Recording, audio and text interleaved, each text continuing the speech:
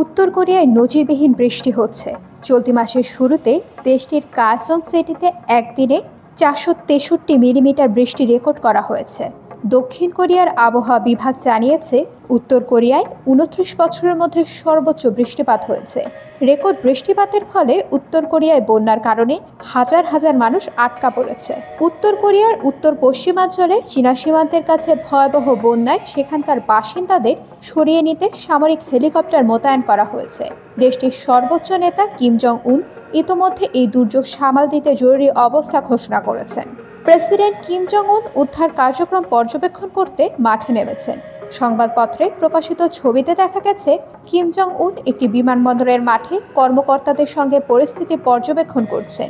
এরপর তিনি গাড়িতে করে বন্যার অবস্থা দেখতে রাস্তায় বের হন। কোরিয়ান গণমাধ্যমে বলা হয়েছে, উদ্ধার কার্যক্রম পরিচালনায় 10টি হেলিকপ্টার ও সরকারি নৌযান ব্যবহার করা হচ্ছে।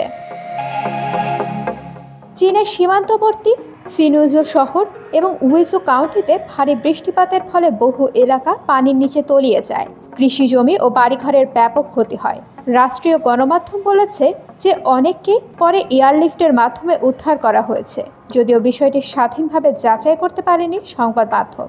এই ধরনের প্রাকৃতিক দুর্যোগ উত্তর কোরিয়ায় খাদ্য ঘাটতি এবং দুর্বল অবকাঠামোর মতো বিদ্যমান সমস্যাগুলিকে জটিল করে তুলতে পারে।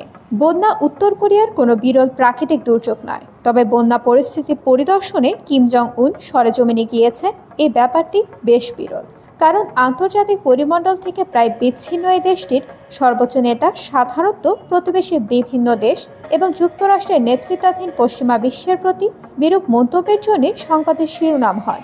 এর বাইরে অন্য কোনো ইস্যু বা কারণে তাকে সংবাদ শিরোনামে তেমন দেখা যায় না।